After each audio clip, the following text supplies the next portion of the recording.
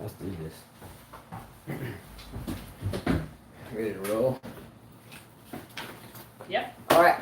Hello and welcome back to another 5K tennis discussion. Today is Friday. Actually, hold up. Friday, September 25th. Hold up. Can I get that one in Spanish today, Carla? Can I get that? Can I get some of that and some of that Mamacita Español, por favor? Hola y bienvenido a otra discusión de 5K Tenis. Hoy es el 25 de septiembre de 2020. Show them a little bit of Español. We had an interesting story today, so I'm gonna shut up for a minute because I think at the beginning we have to hear this story. So if you I should have brought my paperwork too, but I left it in the car. So if you kind of followed, he said there's no sound. Can anybody hear us? Is there a sound now? Hold on, because it might be someone's, just their thing. Can you hear us? Say yes, thumbs up. It could be on mute. There is sound. All right. Okay. Okay, so appreciate the heads up there nonetheless. All right, so sometimes it may go into weather videos, here, and I'm not going to get into that. But if you have seen in the past maybe 10 videos prior to the recent tennis ones, they were all weather related because our house was jacked up. Neither here nor there. But just after that occurred, Carla found out some news, and that news was, and I'm going to shut up and tell you what transpired today. And this is a positive. Well, I was cold, I don't know how long ago, 2 days after the house was messed up, that I had cervical cancer. I have, before we go there, I have a big history. Since I was 19 years old, I've had issues with this. I've had precancer cells, they've had to freeze. I've had to do, I hate to get kind of personal, but pap smears every 6 months. I was told I couldn't have kids, and I had 5 kids. I had a pap smear done like in February, and then it came back bad, and because of the coronavirus, my appointment got pushed back to do a biopsy. Well, I had a biopsy done a few months ago, and that came out bad. So my next procedure was to get rid of the bad stuff, the cancerous stuff they found. So they did a cone biopsy, which they burnt part of it off, hoping that they would get all the margins, just like if you have skin cancer and they're trying to get the most of it so it doesn't spread. Yeah. Well, I got a call 2 days after the house was messed up that, okay, hey, now put this into context. So 2 days after the kids are run out of their house, the house was destroyed on the inside. You get a call. Yeah, I get a call pretty late. Well, first I call and said, hey, did you get my results back? Because I'm supposed to see the doctor on Thursday, which was yesterday. And they said, hold on, we'll call you back. Then they call me and said, well, no, the doctor's not going to be here, so we'll make your appointment for like mid-October. So I said, okay, that's fine. I haven't heard anything back. Maybe it's good. Well, they call me back and they say, you have cervical cancer and your uterus came out worse than your cervix, and you need to be here ASAP. We're making you an appointment on Friday. So they got me in right away after the call. This same week I found out, which is this week, right? I go there today. I go with my father-in-law because his dad is a doctor, and I figured he would ask the right questions. I go in. The doctor's not there. It was one of the nurse practitioners. She goes in. She says, I'll see you in 6 months. Everything looks good. I'm like, what? I was like, wait a minute, you just had someone call me, make this appointment like ASAP because I have cervical cancer and something else, my biopsy came out bad. I'm like, and I look at my father-in-law, she's like, hold on a second. Well, when she leaves, my father-in-law tells me, don't say anything anymore because whoever gave you that information could get in trouble. So they come in with the supervisor, and the supervisor forgot to put her mask. I guess she was nervous, and she started drawing pictures for me, showing me how they got all the cancer stuff out. They were able to cut it out, and my margins were clear. That it's something I have to keep looking at every 6 months just to make sure everything's okay, that they're very sorry for the mistake. I think my father-in-law hugged them and everything, and I was like, well, that's great news. Wow. I was like, okay, I thought I was in here for cervical cancer. I was like, that changes everything. And they were laughing and very apologetic, but I was like, wow. Okay, so a huge positive in a roundabout way, and we're going to get into the tennis, because a lot of people are just wondering about the tennis. But the moral of the story, well, not the moral of the story, I guess long story short, is can you imagine 2 days after your house getting trounced, and you get a call that your wife has a really aggravated area of cancer, and it's potentially going to lead to radiation, chemotherapy, and all this other stuff. And then you have to spend the 6 days after both of those things waiting for an appointment that ultimately was a confusion. It was a mix-up. So can you? I mean, they even had to show me documents showing me that look, it came out okay and stuff. Yeah. Because I couldn't believe it. I'm like, are you sure? Because I got this phone call. Oh look, but on a positive note, the positive note is this. I think the day that we got that call, Carla, I told myself, man, if this could just be a mistake, and it was a mistake. That's the positive. I tell Well, you the what. positive was for me that they got everything out. Well, They got everything out, so I'm good. Yeah, and aside from that, the fact of the matter is like I don't even give a shit about the house anymore. I'm just glad you're not fixing to go through chemo. Yeah, me too. And it, yeah, so positive there. She's good. Yeah. Just get down. Boom. But it just shows you how mistakes can happen, and I thank God I'm a strong person because somebody else would have probably done something weird. I don't know. That's messed up. That's really messed up, though. Yeah, kind That's of messed up. a blessing in a roundabout way. That's messed up, though. All right. By the way, I've gotten all your fantasy team entries at this point, and the tennis racket giveaway. There's quite a few of them. The reigning champions back in the house, Steph Nizovic. There is Casper, aka Deadsville, that surely will be knocking on the door soon. He was the other winner for the U.S. Open. But anyway, I'll do separate videos about those, and we'll move forward. So the first topic that we were talking about today, both before this, good news, I guess, and right now, were it's pretty apparent that the two favorites on the men's side, and by the way, I'm so excited about the women's side that I almost feel weak not bringing up the women first because you should open the door for the ladies and like ladies first, right? Shouldn't the ladies be first? But the only reason why I'm doing that is I kind of wrote this throughout, and so I'm just going to stick with it because I'll be all confused. But I think it's pretty apparent that there's two favorites on the men's side, Nadal and Djokovic. Am I right or wrong? Right. I mean, maybe you have a team, I get it. Don't say Medvedev because he's never won a match at the French Open in the first place. I don't think anybody's picked him on their fantasy team, by the way.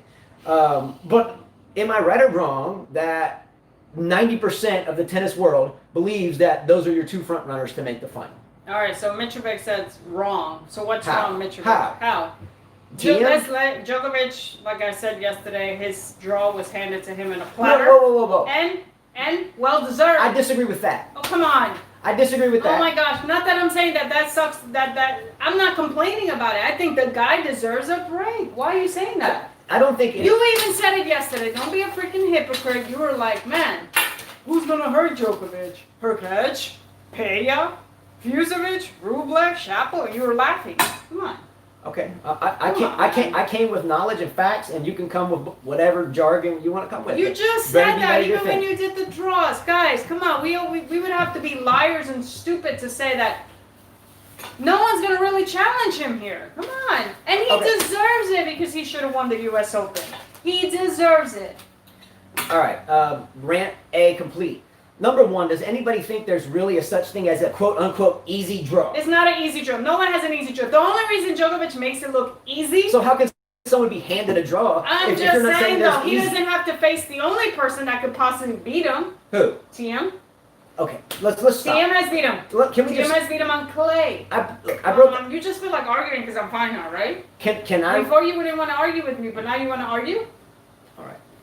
Can I drop some facts on you? Sure, you should have wore a different shirt because the pink doesn't justify the anger. Let's go. I'm trying to make a run with Fabio. You know what I'm saying? All right, here we go. Okay. It's not an easy draw. It's hard to win it. First, take that back. First and foremost. Mitrovic says slap him, Carla. Okay. First things first. There is no such thing as an easy draw. Every dog can have their day. Agreed. How many versions of songs have you heard? Every dog has their day, dog, but today just ain't yours, or whatever the hell it is. And there's a million different metaphors since ancient Greece that talk about every dog has their damn day. Achilles' heel, or whatever whatever. Okay, every dog has their day. So you have to win 7 matches, best of 5, on a very neutralizing surface. Am I right or wrong? Am I right or wrong? Yes, it's not easy. The thing is that Djokovic is so much better than the rest of the crowd there. I get it. He's so much better that he makes it look easy, when in reality, it's hard to do what he does. So why would you hate on that? I'm not hating on Djokovic. I'm saying the guy deserves a little break, not putting TM there so he can make it to this final without sweating, and then he could sweat in the finals and win it. Okay, so I went insofar as going way past that, Carl. That's elementary thought. Oh, brother. Okay. All right. First of all, anyone can lose on any day. But what I figured I would do is I would look at. I'm not saying it's easy. It's never easy to win a Grand Slam. Sorry, guys. All right. I'm glad you're not only cancer free, but absolutely like all ropes are off free. All right. You ready? Mm-hmm. Okay. Number one. Let's look at Djokovic's entire half of the draw and potential matchups all the way through. And then on the Nadal side, her golden boy butt picker himself with the stinky finger. We'll look at his shit too. Okay? Just because that's her. Anyway, facts.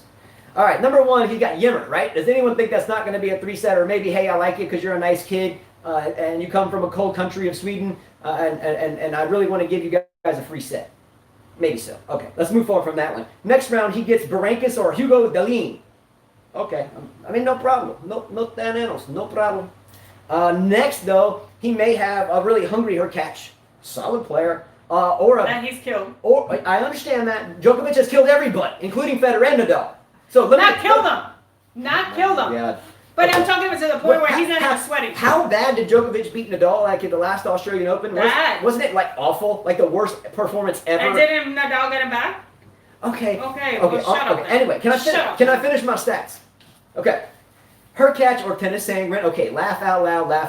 I understand that. But Tennis Sangren will get dirty on your ass, and you know he will. He just beat his ass at the U.S. Open. He will grind on your ass. Anyway, okay. Next round, fourth round, he may have someone with the likes of Christian Garin, Karen Khachanov, or Hugo Humbert that just had an insane match against, I forget who, who did he beat? Medvedev in the final? But again, Medvedev can't win on clay. Correct, guys? Holy shit. Correct? Yeah. Okay. Maybe he'll win his first match on clay, or on 3 out of 5. Okay, so then he rolls into the quarterfinals. Okay, now it gets a little bit more interesting. Bautista Agut, maybe some qualifiers in there. Carreno Busta, Jim Leonard Struff, and Berrettini. Okay, he'll be able to handle those guys, but you can't tell me that those guys are schmuck, especially. No, Berrettini. they're not schmucks. You're not understanding what I'm saying. The only guy, I mean, yes, like I've always said, Djokovic is beatable in clay, absolutely. But I think his top half is pretty good. Okay. It's pretty good. The challenge will come. I don't think Struff can challenge him because he never has. Maybe Bautista Agut, maybe, guys. I don't know. We're going to compare apples to oranges here. So let me reiterate. Yimmer in the first round, Berankis or Delin. Okay, all right, suspect. But Nadal, believe me, gets gimmies all the time. And that's how it works. That's why you're number one in the world. You're supposed to get those. Jim said Humbert lost to Ruud in Hamburg. Just watch the whole match. But Ruud's a beast too. Okay, so someone's got to play Ruud, right? Okay, so, well, thank you for... Well, Millman, I think, plays him. I'm going to get to Ruud in a minute.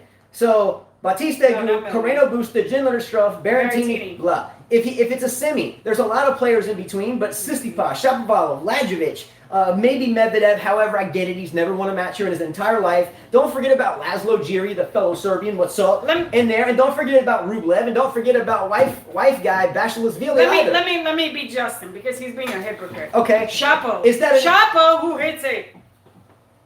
So now he's defending Shapo, but he always goes. I'm just saying he's like, what, 8 in the world or something? Who has yet to win a match because he's had just chaotic life events happening. Tsitsipas, who he thinks is so ecstatic. Rublev, who he says grunt. Hispanic. Is that a mixture between Spanish and upset? She said Hispanic. All right, sounds pretty good. I'm just saying, Struve, who's never beat him. Khachanov, who hits that forehand really ugly. Come on, Justin. This is a good draw for him. It's a positive one. And then obviously would be the final with the likes of. Me too. I have actually someone said I have Bautista going down actually to Peja. I think Peja would beat him. Great point. That's what I'm saying. So on this surface, it's neutralizing and the grinders can shine. I mean, gee whiz, how many U.S. Open champions? Even Carteri, who's very realistic. This dude is realistic. I'm not realistic? I think that Carteri even likes the whole concept of communism, don't get right? I'm sure we talked about we're not getting into that stuff in here. But anyways, I mean, even he's saying it's a good draw for Nole. Okay, now, on the flip side of that, let's look at the other end of the spectrum. Nadal, everybody drum roll. Carla, can you give me a drum roll in here? No. Nadal's first match is against Gerasimov. No disrespect to him. He should win that. But he should win the match. Absolutely. The second round would either be Mackenzie McDonald, one of our electrifying American players, such a freaking promising talent, I swear. Oh, he'll win that. Again, or a qualifier. Yeah. Okay. Then Nishikori. Are you serious right now? Are you really freaking serious? Nishikori, man, Nishikori's gonna go down to Evans. That's what I'm saying. The other, I have a hashtag here. She would just wait with that Hispaniatic shit. She said. The only other one I had here was Evans. So he's going to get a Nishikori or Evans or a qualifier. A qualifier in the third round. Miss Hispaniatic. Yes, sure. Okay, number four. Fourth round. Fognini, Isner, Seppi, and another handful of qualifiers? Fognini can beat him. Are you serious? But Nadal's going to get through the finals. Okay. Are you telling me that Fognini is any freaking is less difficult than? Why'd you wear the pink shirt? Just okay. Let me move forward. Then you either get the puppy dog hater Zverev himself, or you get the beautiful beard, the fly collar, silver-haired jet streaker Benoit Pierre, or Di Manuel, or you get Sinner, all Goffin, or you get a Goffin, and loved Goffin. Is a great player, but he's very injury prone. I mean, just Wawrinka or Murray. I mean, please. So semifinal could be. Oh no, Schwartzman might meet Nadal again, but he better be careful. Or Thiem. Or Ruud. Monfils. Oh, Ruud, who you said is a beast. Monfils hasn't won. What was the farthest Monfils ever went in the French Open was somewhere like back in 2008. I think what did he make, a semifinal then? Correct me on that one. I think Monfils' deepest he ever went was in like 08. Maybe I'm wrong. Anyway. But that's what we had these guys going at. I'm sure most of you said Djokovic Nadal. But what I'm saying is they both are facing. I didn't say Nadal has a tough draw. I never said that. But yeah, but I'm just saying. I never said Nadal's draw was easy either. Well, I'm saying that nor Djokovic. I'm just saying that Nadal will have a little bit more tests than Djokovic will. That's it. The only thing I'm trying to neutralize here is that everyone's walking around saying Djokovic's draw is so easy, and they're just handing it to him. That's all you hear. That's all you hear. But Nadal, no one's saying is Nadal's is so easy. When if you look at the numbers, did you pick Nadal for the final? Yes, okay. I picked Djokovic beating Nadal. You shouldn't even be telling them that. That doesn't. I'm not winning my own stuff anyway. I picked for. I'll tell you. I picked for my men's finalists and winners. I wouldn't win. Isn't there like 1,000? They're allowing 1,000 people to enter. Before it was like 5,000. Now it's at 1,000. 1,000. Yeah, now it's 1,000. I picked Djokovic beating Nadal in the final. All right. There you go. But you definitely have to. Mitrovic says if it's not going to be a crowd in stadiums, Nole won't win. I say that even before U.S. Open because he needs someone to soak his anger. I kind of disagree with him a little bit there. Just a little bit, and I'll tell you why. I actually had that written in here. We're on the same brainwave. Number one, Djokovic has been playing matches. He's been playing matches. Nadal's played some stuff, exhibition, and played one tournament, lost his fortune. Djokovic really has played and been in the thick of it since his Adria Tour thing. He's been at the U.S. Open. He's been in Rome, and here he is. Boom. He's match fresh right now. He's battle hardened. He's in the trenches. I don't know if right now, based upon how Djokovic is playing, what is he, 31-1, and the one he lost was to himself? So really and truly, if that ball would have had about a 2-inch wider trajectory, he'd be what, 32, 33-0, something like that, 35-0 after Rome? I don't know. Anyway, all I'm saying is that what I saw in Nadal is less than I have seen him play in a while. Just saying. But from Djokovic, I sense a little bit more match toughness. It's all I'm saying. So if we roll into the final, the only positive I see for Rafael Nadal is that it's really difficult to beat him on clay in the best of 5 sets. He's won 12 of these things. But based upon Djokovic's lack of being intimidated, Djokovic is battle-tested right now and match-ready. Not saying Nadal isn't. But if Nadal is not as interested in that final, if it does occur, God forbid Nadal digs in his ass and flips a booty booger on someone's face, he wouldn't get disqualified for that, would he? Hey, I'm just kidding. But nonetheless, I think if Nadal gives Djokovic one wink of disinterest in the match, Nadal will pay the price. And I think he'll pay it in 4 sets. Now, if Nadal comes back after shaking off that Diego Schwartzman match and somehow finds that raging bull in him that wasn't in Rome, then we're in for an epic final, and I still give him the battle testing and trenching and modern guerrilla warfare tactics right now where Djokovic is. I don't know if Nadal is in a place to fight with that. All right. Anyways, Carter said, Carla, what about Roland Garros being played now? Won't that change play and deny Nadal those high bounces? Yeah, I'm sure it will. Absolutely. But I think if you're a champion, you can win it whether it's a low bounce or a high bounce. Roger Federer would have something to say about that. I mean, didn't Wimbledon change many times? It became less net and more baseline, and still Steffi Graf won many. I mean, but what does that have to do with? I'm just saying she won many. She was like the GOAT. Was she the GOAT of Wimbledon? Who? Steffi Graf. I think you have to put Venus Williams in there too, right? Venus won 5. I thought Steffi won way more. Well, I understand that, but when I see Wimbledon champions, it's but he lost Venus in Italy. Williams was one of the best. But didn't last year he lose almost all of them and just win one? This year they only got to play one clay tournament before the French Open. Yeah. Last year we said the same thing. You guys were like, oh, he's gonna lose because he hasn't won one, and then he won the small one, and still people thought he would lose, and he still won. I mean, fair enough. He's the favorite, but if Martina won 9 Wimbledons, how many did Steffi Graf win? I think Martina has to have it in 9. I don't know. I'm just saying, if you're a tennis player, you should be able to play in any condition. I really get tired of hearing people bitch, but it was windy, but the ball was changed, but the surface was changed, but the crowd looked different, and the stadium felt different, and the air blowing through it felt different. Man, if you're going to play tennis, just play damn tennis. Tell it how it is. All right, last thing on this topic is someone indicated earlier, just then, that Carla read, that the lack of crowd would negatively affect Novak Djokovic. I think it will. Well, it's 1,000 people. They can all yell, Novak, no, or they can yell, boo. No. What I think you're missing here, Carla, is that Nadal, the tickets sell out there so they can see him. He rages off of that. Djokovic finds himself in a position where he's trying to, finally understand why everybody only cheers for the other guy. And he feeds off of that, kind of like Medvedev. But I think Djokovic does it in more of a gladiator way and not such a buffoonish way. However, the no crowd, I think, takes Nadal into a completely neutral standpoint. I really think that this gives the edge to Djokovic with the no crowd, or the less of a crowd, because he doesn't have to hear as many boos. Doesn't that give you a sense of, even Stevens, I'm fixing to fight your ass over there because I'm not listening to 22,000 people scream at me? Don't you think that would give a slight edge to him? I don't think so. I mean, he has to be careful with his temper here. I think he'll be okay. Yeah, I'm sure he'll be okay. I mean, every dog has their day. I just wouldn't throw a shard of graphite into the crowd of 1,000 people. Because if someone gets there, it's over. All right, next topic, the women's draws and the women's tennis. By the way, I love women's tennis. It's no different than men's tennis. In my opinion, it has been more exciting than men's tennis in the past 10 years, maybe 15, maybe 20. Women's tennis, there is no difference in my vernacular between going to watch a match at a local junior level 1, 2, 3, 4 tournament, or watching it in the pros. I mean, the girls, especially from what we see, at least here in the U.S., the girls seem to be really fighting a lot harder than some of the younger boys these days. So I'm gonna come from straight out the block. I mean, or just early on tennis.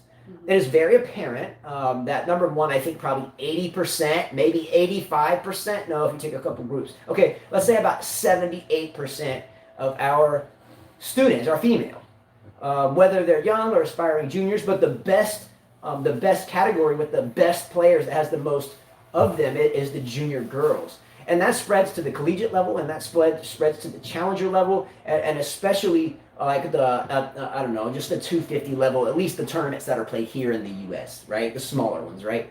It's just a bunch of like college dudes that just never grew up, man. It really is. And they're all gaming, and they're all like, it's so just cheesy. But on the other hand, when you see the girls, these girls are really, really, really trying hard. You know what I'm saying? Am I right or wrong? Mm-hmm. The girls bring the pain and all the way up to the top of the game. Let's look, for instance, I just picked a name. She's the number 1 seed. Let's look at Simona Halep. Now, I noticed that everyone on the fantasy teams, for the most part, have picked Halep and Halep to win it for the tennis racket, and Halep and Halep and Halep and Halep. Maybe I've exaggerated that, but let's look at this for a minute. There is not one part or quarter of this entire draw that does not have just nasty matchups in it. Before you go there, Lars said Clara Towson from Denmark just qualified for the first time. That's good. Good. And then Gene Schwartz said Liam Brody from UK also qualified. Let's go. And Peter Korda or Petr? How do you say his name? Peter Korda's his son? Isn't it his son? No, the player. The remember Peter Korda? Yeah, he has a son. His son just qualified as well. Yeah. So what? Again, just the girls internationally, especially here in the U.S., like the dudes are just a bunch of clowns, and that's it. Carla wins. I mean, there's few and far between. Most of the guys that play college tennis in the United States that are U.S. guys, I say most, a large percentage, they're just there to party and they're just there to mess around. The best players usually at some of our Division One teams are all international. Do you know what I'm saying? Yeah. On most of our Division One schools, there are 90%. 90%. Maybe that percentage is off. I'm shooting from Well, the hip now it's there, going to change. but it's very high. It's going to change because they're getting rid of all those programs. So therefore, there goes your Division One. The dudes in the U.S. now just lack no fight. They got their social media page. They're good to go. But the girls, it's different. So Jack Sock qualified and Cecchinato. Oh, maybe Good Cecchinato for will these face guys. Djokovic. Let me see. Does he All right. qualify or anyone? Now, so for Simona Halep, I just took her out of the top of the draw, the first name that I came to. No female in this entire freaking draw, number one, has an easy road. For me, any female in this draw, with the exception of maybe a handful, like Arantxa Rus, no disrespect to her because I used to like her as a junior. But, besides a handful of people that just aren't going to win it, it's just not going to happen. You might, is Petkovic going to come win this French Open? She could, great, but is she really going to do it? So there's a handful of girls like that. But a lot of these girls can actually have a good shot of going deep into the tournament, right? And the women's overall matchups throughout the tournament are freaking amazing. So what we're going to do is we're going to look at Halep's potential. She's the 1 seed, right? The 1 seed gets the easy draw, because they earned it. That's how that works. Her first round match is against Sorribes Tormo. Will she beat her? More than likely, yes, but Sorribes Tormo can grind. Okay? Mm-hmm. Do you agree or disagree? Mm-hmm. In the second round, if she gets there, she's facing Begu or Teichmann. Now you're talking about two other girls that have been around the block. Probably she'll win more than likely. But still, these aren't like bagel matches, right? These aren't Gerasimov or Yimmer matches. These are actually good matches, right? Then in the third round, she has someone maybe potentially Anisimova. And that's right into the third round. Now is Halep much wiser and older? Surely. But does Anisimova have a chance to win that? Probably, if it even happens. But let me move forward. In the fourth round, Halep could face Yastremska, Swiatek, or Vondrousova, the high-tossing server herself. Damn, hitting aliens dropping down when that damn toss gets up from the upper stratosphere. She finally hits the damn thing. But still, lights out fourth round, right? Mm-hmm. Then if she gets through Yastremska, Swiatek, or Vondrousova, she's got to step up against maybe Konta, maybe. It's a really distant maybe. Coco Gauff, maybe. Giorgio, don't forget the little feisty Italian. Looks like Barbie. Sakari's gotten better. She's gotten better. Kuznetsova, major champion. She might grunt your ass off the court, but she can still battle. And don't forget about Pavlyuchenkova, who can play it herself. And that's the fourth round. If she rolls into a semi, Serena, potty mouth Putintseva, the blistering mouth cracketeer herself, potty mouth Putintseva, Strykova, who a lot of you have picked on your fantasy teams, Azarenka, Mertens maybe, Kanepi, Kontaveit, Alexandrova, or Svitolina, and that's just to make a final. So it's preposterous to me to think that Halep would be my betting favorite to win the damn tournament. She can lose to anyone in this tournament starting in round one, honestly, if that girl plays the match of her life. Am I right or wrong? Mm-hmm. Que paso, mamacita, que paso?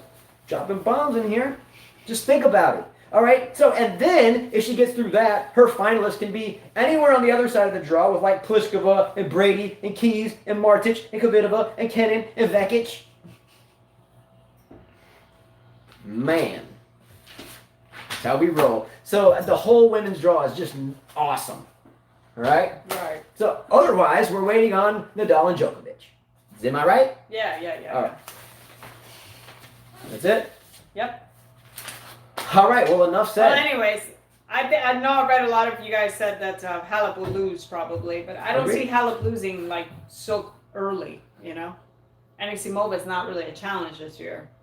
Would you risk Halep as a 1-point loser with all that stacked against you? Yeah. Okay. Yeah. I even picked Serena. I did too. I picked her too. Yeah. But I don't think she'll win the French Open. Who? Halep. I don't think. Well, because what I just said, she's absolutely got to draw a match against her. But the thing is that's not her.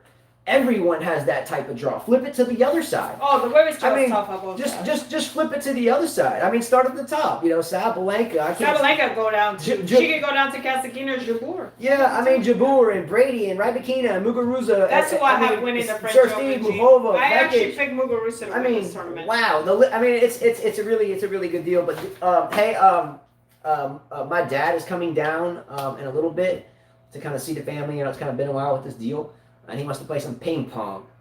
So we're gonna roll out and do that. Yeah. All right. Which means what? I gotta make dinner early. It means I'm gonna dominate all of you. No, okay. I don't lose. Ping pong's okay. It's kind of boring sometimes. It's because I've only beat her like the last 27 times in a row that we played, and she just boring. doesn't like playing anymore. Yeah. You should just learn to get better. Well, at least you could beat me at ping pong, not on the tennis court ever again. Okay, we'll do that once we move forward from this. All right, adios. Carla, can you give us that ending? Like, see you later. Thank you so much. You guys rock. Thanks for the support. Subscribe, like in Spanish. Carteri said, I don't care who wins on women's side as long as Serena loses. Well, if Serena wins, Carteri, you got to do something. If she wins it? Yeah. All right, yeah. You got to do something, Carteri. All right, give us a goodbye in Spanish. Okay, adios. Give me something more than that. Adios. Come on, kid, you can't. Adios. All right, well, that took skill. All right, adios. Adios.